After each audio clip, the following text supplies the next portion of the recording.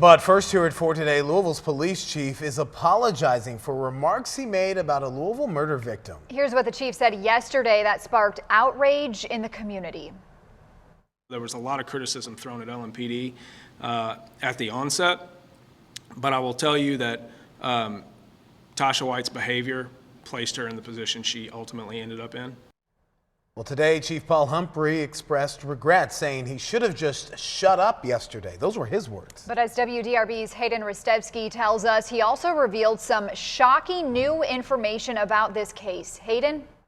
Before we get to that new information, I do want to give you some background. Latasha White disappeared in April and police found her dead a week later after she was reported missing. Last week, investigators arrested White's boyfriend, 45-year-old Jamie Shelby, for her murder. LMPD has faced major criticism for how it handled this case, and some perceive the chief's comments yesterday as victim blaming. It's very demeaning. It's disappointing. And the city wonders why we can't heal. To sit here and blame, shame, and try to humiliate a victim that was murdered is absolutely ridiculous and unacceptable.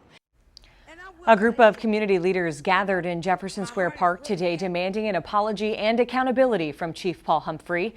A few hours later, Humphrey held a press conference where he apologized to White's family, but also shared more details about this case.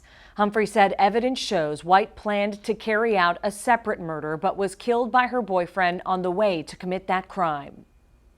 I apologize, particularly to Miss White's family, for the lack of sensitivity and the lack of clarity in my words and how that contributed to their pain.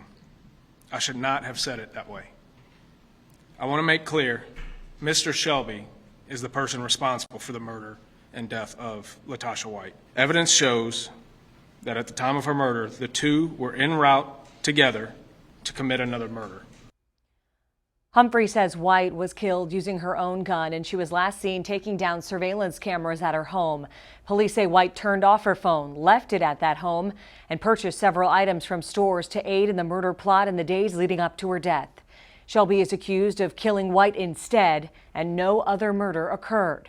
The department would not share much more information on this case, and they weren't sharing much over the last few months either, citing an open investigation.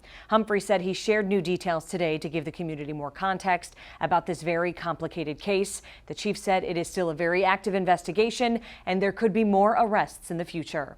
Hayden Ristevsky, WDRB News.